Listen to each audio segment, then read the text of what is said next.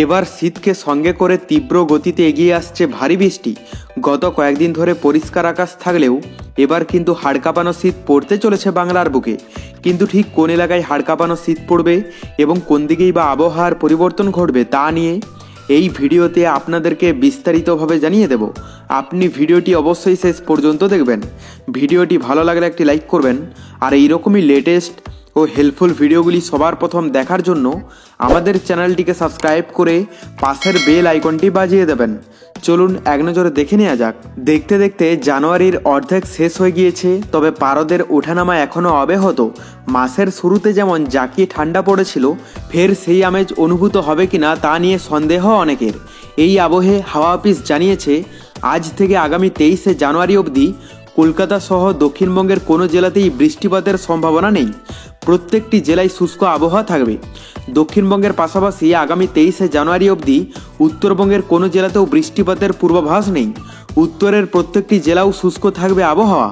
ফলে আগামী 23 তারিখের পর ফের রাজ্যে পারদপতন হবে কিনা সেটাই এখন দেখার। জাঁকিয়ে ঠান্ডা নিয়ে কোনো পূর্বাভাস না দেওয়া হলেও দক্ষিণবঙ্গের সব জেলাতেই হালকা কুয়াশা থাকবে। বাঁকুড়া, বীরভূম, মুর্শিদাবাদ ও পশ্চিম বর্ধমানে কুয়াশার বেশি দাপট দেখতে পাওয়ার সম্ভাবনা রয়েছে। দক্ষিণবঙ্গের বাকি জেলাগুলিতেও সকালের দিকে হালকা কুয়াশার দেখা মিলতে পারে।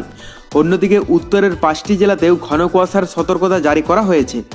জলপাইগুড়ি, কোচবিহার, দার্জিলিং, উত্তর দিনাজপুর ও দক্ষিণ দিনাজপুরে ঘন কুয়াশার দেখা মিলতে পারে বলে খবর। পৌষ সংক্রান্তিতে তেমন জাঁকিয়ে ঠান্ডা না থাকলেও ফের আস্তে আস্তে নামতে শুরু করেছে আবহাওয়ার পারদ। মাঘ মাসের শুরু থেকেই ফের শীতের আমেজ অনুভব করবে রাজ্যবাসী। ফের কনকনে ঠান্ডায় কাঁপবে বাংলা, এবার জানিয়ে দিল হাওয়া অফিস। এদিকে বাংলাদেশের কথা বলতে গেলে ধেয়ে আসছে দেশের দিকে শৈত্যপ্রবাহ কনকন 2। এটি একটি মৃদু শৈত্যপ্রবাহ, তবে বিরক্তিকর বিষয় হলো এই শৈত্যপ্রবাহেতেও কুয়াশা বেড়ে আসছে। মানে দিনের অধিকাংশ সময় দেশের অনেক স্থানে রোদের আলো পাওয়া যাবে না। বিশেষ করে রংপুর, রাজশাহী, ঢাকা, ময়মনসিংহ বিভাগের অনেক এলাকা ও দেশের কিছু এলাকায় এখানে আগামী 22 ও 23 তারিখে কুয়াশা বেল্ট দেশের অনেক এলাকায় আক্রান্ত করতে পারে।